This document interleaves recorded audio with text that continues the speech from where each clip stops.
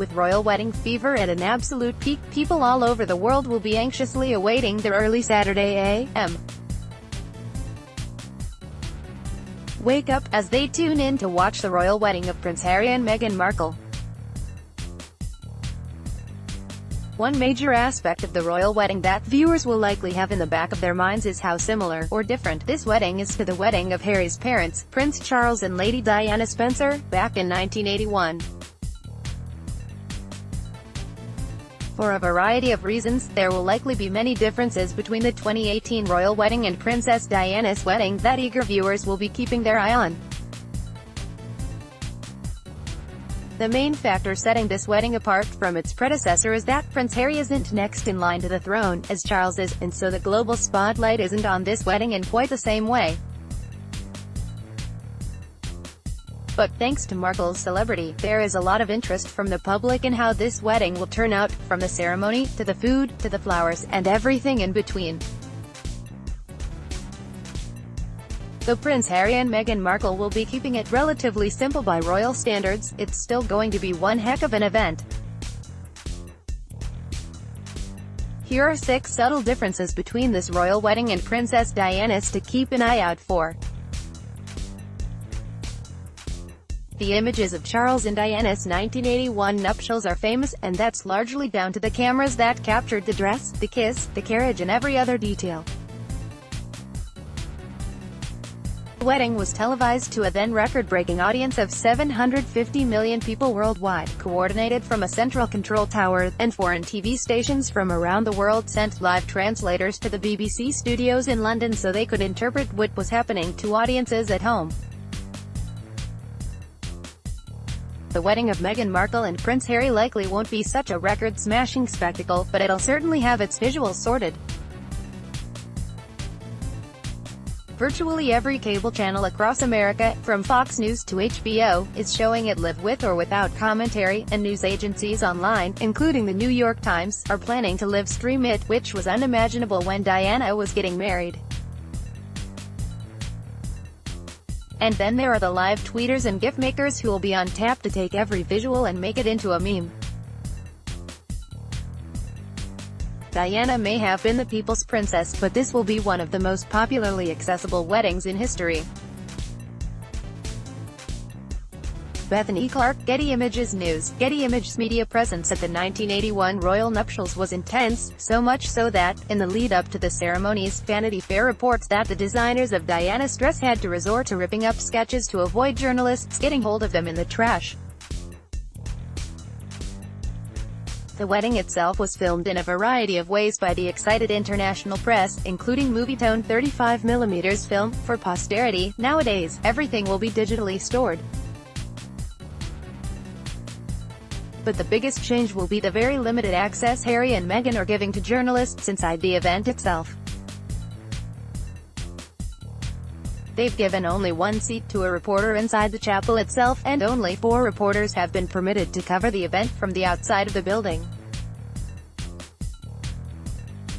Whether it's a sign of disapproval for the British press, or a wish to avoid a media scrum, it'll be far more private an event than Charles or Diana had.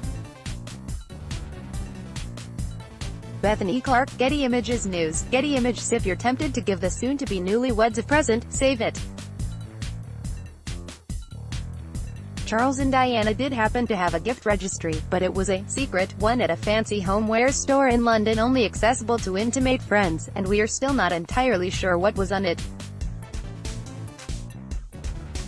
All their gifts otherwise were diplomatic presents from the leaders of Commonwealth nations, which is pretty traditional.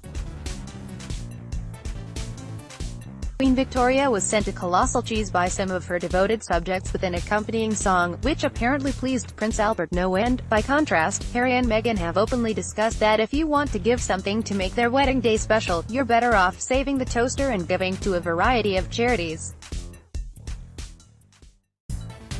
Many of the ones they've selected honored the charitable work that Kiss and Diana herself did, including the Children's HIV Association and Crisis. WPA Pool. Getty Images Entertainment. Getty Images. This one will likely smack you between the eyes early on. It's not easy to mix up Windsor Castle's tiny street George's Chapel with the massive St. Paul's Cathedral in central London. The St. Paul's location was controversial at the time of Charles and Diana's wedding, not because it was over the top but because it was considered de rigueur for English heirs to marry at Westminster Abbey, which is where Prince William and Catherine Middleton tied the knot in 2011. However, Charles and Diana opted for St. Paul's because it had more room for spectators and guests. By contrast, Harry and Meghan are scaling down tremendously for precisely the opposite reason, keeping things exclusive and intimate. St. George's Chapel is also apparently sentimental for Harry, who spent a lot of time at Windsor as a child. Londoners are probably thankful that nobody's wreaking chaos in the center of their city this time. Ollie Scarf, Getty Images News. Getty Images. The menu at the reception for Charles and Diana's wedding was classic 1980s, but at 5 courses it was apparently far more relaxed than previous weddings. The pièce de résistance was Supreme de Volaille Princesse de Gales, Princess of Wales Chicken Supreme, which involved chicken stuffed with lamb, and the dessert was strawberries and cream. They also kept it traditional with their wedding cake, which was fruitcake with cream cheese frosting. From what we know about Meghan and Harry's nuptials, they're opting for a much fresher and less conventional approach. The cake will be lemon elderflower flavored with buttercream icing, and it's been rumored that Markle sticks to a vegan diet on weekdays, so that may be part of the wedding feast, though the famous roast chicken that featured in their proposal might show up too.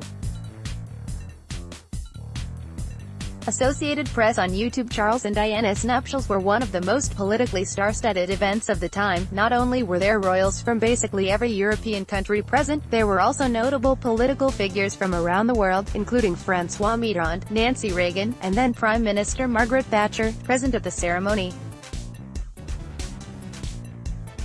By contrast, Harry and Meghan courted controversy, but, more likely, actually avoided it in the long run, by announcing that they wouldn't be inviting any political figures to their wedding at all, despite Harry's long-running friendship with former President Barack Obama. There will be several major differences between Princess Diana's wedding and that of her younger son, and many of them will be due to the simple passage of time. But no matter what surprises the ceremony has in store, you can expect this royal wedding to be different from its predecessors, while still honoring those who came before. Companion about use advertise apps Labstorms privacy. Contact us.